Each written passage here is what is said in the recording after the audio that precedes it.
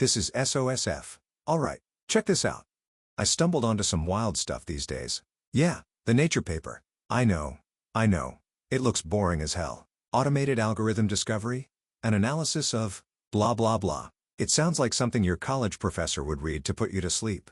But dude, this is one of those things. This is one of those moments where the whole script just gets flipped, and nobody seems to be noticing. We're always talking about AI on here, right? We talk about it writing essays, making pictures, all that crazy stuff. We talk about it driving cars, but we're the ones making it, right? We're the smart ones. We're the programmers, the creators. We sit there with our big brains and our fancy degrees, and we design the AI. We write the rules. We are, for lack of a better word, the gods of this little digital universe we're building. What happens when that stops? What happens when the creation starts creating? I'm reading this paper from Google's AI lab. And look, when this stuff gets published in Nature, that's not just some tech blog blowing smoke. That's like the scientific Super Bowl. That's the gold standard. And what this paper says, when you boil all the academic jargon off it, is, they built an AI that invented a better way to learn. Let me say that again. They didn't just build an AI that's good at learning. They built an AI that invented a new, better AI algorithm. The AI is designing itself now. And the new algorithm it came up with, this thing they call Disco 103, which is a terrible name, sounds like a forgotten 70s radio station. This Disco 103 is better than the algorithms that human beings, with all our intuition and decades of research, have ever come up with. This is a new line. We just crossed a new line. So, let's back up. 'Cause to get why this is so f-king wild, you gotta understand how this stuff even works. Most of this high-level AI, the stuff that's beating world champions at chess and Go, the stuff that's playing old Atari games just by looking at the screen, that's called reinforcement learning, or RL.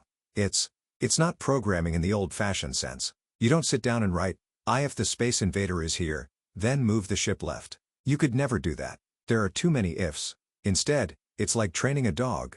But a dog that's a complete moron, and you have a million years. You put the AI in the game, and it just does random stuff. It mashes buttons, and most of the time, it dies immediately. But every once in a while, it accidentally shoots an alien. And when it does, you give it a little treat, a reward, a point, and that's all it wants. It just wants the high score. It wants the treat. So, it does this again, and again, and again. Not 1,000 times, not 1,000,000, 1,000,000,000 times. It plays the game for a cumulative 1,000 lifetimes, and it slowly figures out, oh, when I do this, the treat comes. It learns. It builds a strategy, all on its own, just through trial and error. That's how we got AlphaGo, the thing that beat the world's best Go player, Lee Sedol. People thought that was decades away. Go isn't like chess. It's about intuition and feel. And this AI just came in and dismantled the best human on the planet. But here's the secret. Here's the human bottleneck, as this paper calls it. Even though the AI is learning by itself, a human, a very, very smart programmer, had to write the rules for learning. The human had to design the algorithm. Think about the dog again. The AI is the dog.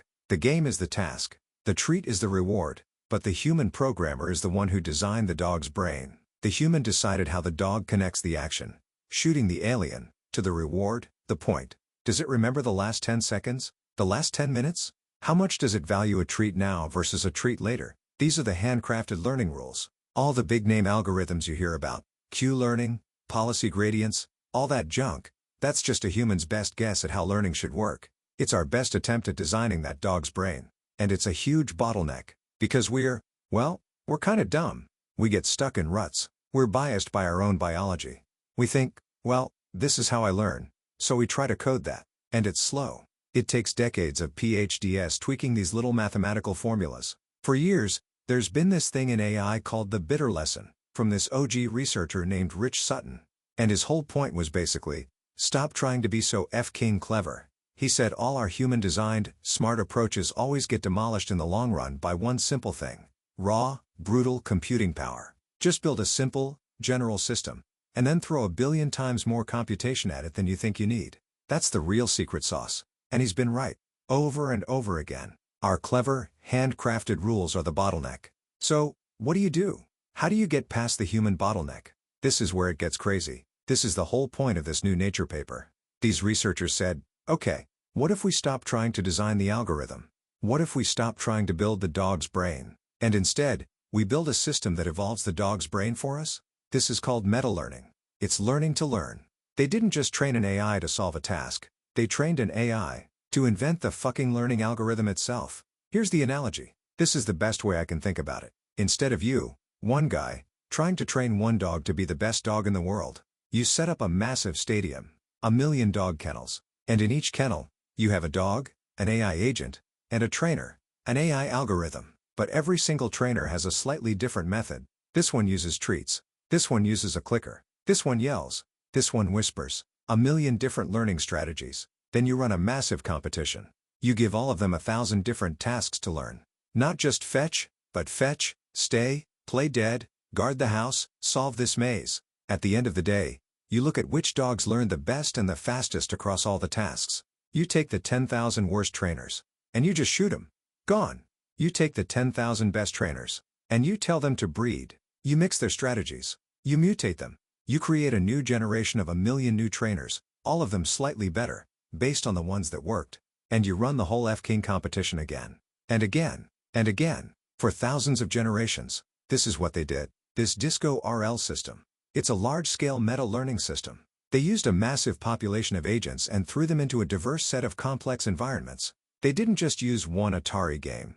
They used a ton of them. They're not evolving the player. They're evolving the rules for learning how to play. And at the end of this computational gladiator pit, one algorithm emerged victorious. The one that produced the best learners most consistently. They called it Disco 103. And here's the punchline.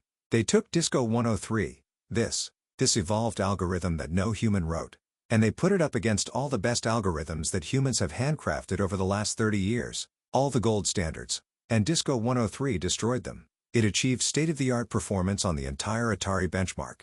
All those games, it learned faster, and it got higher scores than anything we ever built.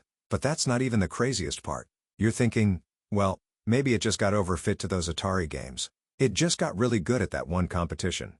Nope. That's the generalization part. They took this Disco 103, and they threw it at a bunch of new, harder challenges, challenging benchmarks that it had not seen during discovery. And it still outperformed a number of state-of-the-art RL algorithms. This is the key. It didn't just learn to win the dog show. It evolved into a fundamentally better way of learning. It created a better dog brain, a brain that can learn anything faster. This is a proof of concept. It validates the whole hypothesis. A machine can, and did, autonomously derive a learning mechanism that is superior to anything decades of human research has produced. We are now officially in the business of outsourcing the discovery of AI to AI. And if you think this is a one-off, a weird little experiment, it's not. This is a pattern. This is a strategic direction for these guys. Like, check out that alpha tensor stuff. This is from a couple of years ago. These same people, they decided to go after math. There's this thing called matrix multiplication. Look, it doesn't matter what it is. It's just a fundamental piece of math that's used in everything. Graphics, physics, AI, everything. And we've been using the same, fastest way to do it since, like, the 1970s. This guy named Strawson found a weird shortcut, and for 50 years, that was pretty much the best we had. So these researchers, they turned it into a game. A 3D single-player game called Tensor Game. The board is the math problem. The moves are the mathematical operations. The goal is to solve the puzzle in the fewest possible moves. They trained an AI, based on the one that mastered Go, to play this math game against itself. And what did it do? It rediscovered the 50-year-old Strawson algorithm, all by itself. And then, it found new algorithms. Faster ones. Algorithms for specific types of hardware that no human mathematician had ever found. It invented new, faster math. Okay, so it can invent math. Big deal, right? So, they did it again. Last year. AlphaDev. They pointed this thing at code. Not just any code. The most basic, fundamental, boring code in the world. The shit that runs trillions of times a day on every computer on Earth. Sorting a list. Arranging numbers from smallest to biggest. This is code that human beings have been optimizing, by hand, for decades. The best C++ engineers in the world have polished this stuff to a mirror shine. They turned that into a game. The assembly game. The AI's moves were picking the next line of assembly code. The reward was, does it work? And is it faster? The result? AlphaDev discovered new sorting algorithms. New. For short lists, its algorithms were up to 70% faster to 70% faster. They found code that was so much better than what all the human experts had written, that it's now in the standard C++ library. It's probably running on your computer right now. And here's the part that gives me chills. This is the part that connects back to Disco 103. When human experts, the best in the world, looked at the code this AI wrote, their reaction was, "What the FCK is this?" The paper calls it inhuman and incomprehensible. It looks wrong. It does things that no human programmer would ever do. It finds these weird, counterintuitive shortcuts. There's one they call the alpha dev swap move that, it's like it saves an instruction by making a mistake on purpose and then immediately using that mistake as part of the solution. It's alien. It's alien logic. It's like a form of intelligence that doesn't share any of our biases or our history. It's not thinking like us. It's just finding solutions in this vast, dark space of possibilities that we are completely blind to.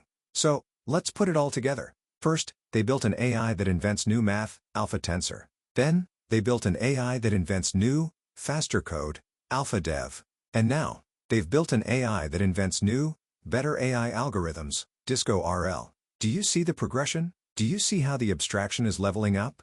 AlphaTensor and AlphaDev found static solutions. They found a new hammer. They found a new screwdriver. DiscoRL. It found a dynamic process. It didn't find a hammer. It invented a factory that automatically discovers and builds new, unimaginable tools on its own, forever. This is where it gets. This is the oh, shit moment. Because, of course, this is amazing, right? This is dramatically accelerating progress. We can now automate the process of scientific discovery itself. We can bypass the human bottleneck. The new role of the scientist isn't to design the algorithm, it's to design the environment where the AI can discover the algorithm. But, man, there are two massive problems here that we are just not equipped to handle. First, the simple, practical one. The cost. You and I can't do this. My studio can't do this. This isn't some open source thing some kids in a garage can build. This paper is talking about thousands of TPU months of compute.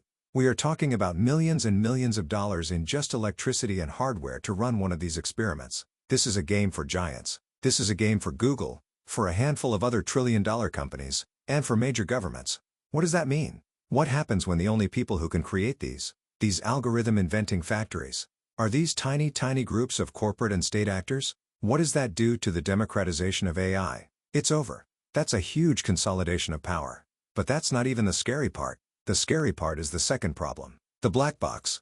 Remember that inhuman and incomprehensible code from AlphaDev? Now apply that to the learning algorithm itself. We don't understand how Disco 103 works. It's just a bunch of numbers. It's a set of meta-learned weights in a recurrent neural network. It's opaque. Think about this. It's like you take your car to a new mechanic, and he says, "I have a new, revolutionary way to fix engines." And you're like, "Oh yeah? What is it?" And he just babbles. He screams in a language you've never heard, throws some chicken bones on the ground, and chants.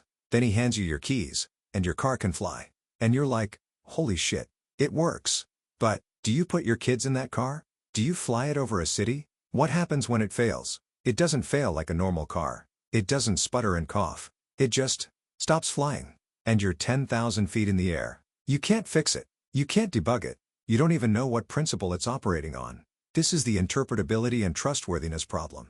These discovered algorithms are black boxes. We can see that they work. We can test them. But we don't know why. We can't verify them. We can't trust them in safety-critical applications. You gonna let an inhuman, incomprehensible algorithm fly a plane? Run a nuclear power plant? Decide who gets a loan? Decide who's a threat in a war zone? We are building things that are smarter than us, but in a way we can't grok. We can't understand them, and we're already plugging them into the goddamn C++ standard library. We're already using them. We're just, well, it runs faster. Ship it. This is a new kind of faith. It's faith in the machine. And it leads to the big, open-ended question. The one this paper just gestures at. The one that's got the whole internet spooked. Where does this go? Think about the loop. Step 1. Humans design AI algorithms. Slow. Biased. The bottleneck. Step 2. Humans design an AI meta-learner, like DiscoRL, that discovers better AI algorithms. This is where we are now. What's step 3? What happens when the AI, the new one, the one Disco 103 invented, gets pointed back at the meta-learning problem itself? What happens when the AI starts learning how to build better AI designers? This is the recursive self-improvement loop. This is the whole sci-fi scenario. This is the singularity, an AI that can analyze and improve its own learning process. An AI that can bootstrap itself. It gets a little bit smarter, so it gets a little bit better at making itself smarter, which makes it even better at making itself smarter. And the feedback loop starts, from AM to PM to F kickin'. Zoom. And the human is not in that loop. We're not the creators anymore. We're not even the designers of the creators. We're just the ones who lit the first match. We built the first domino and tipped it over. This is what this Nature paper is. It's a formal, peer-reviewed, scientifically validated report that the first domino has fallen. The AI is not just learning anymore. It is discovering. It's discovering math. It's discovering code. And now, it's discovering the very nature of learning itself. It's a lot, man. It's wild. So, here's the thought. Here's the thing to chew on. We've spent our entire history as a species building up our intelligence. And we've based it on things like logic, reason, intuition, the scientific method. This human way of thinking. This new paper shows that an AI just discovered a better, more efficient way to learn. And its logic is completely inhuman. So, here's the question. What if our way of thinking, our entire system of logic and reason that we're so proud of, isn't the best way? What if it's just one way? What if it's just a weird, slow, biological workaround that our monkey brains evolved to survive on the savannah? And we're about to meet forms of discovery and intelligence that are as far beyond our logic as our logic is beyond a squirrel trying to figure out a child-proof bird feeder? Think about that. See you next time.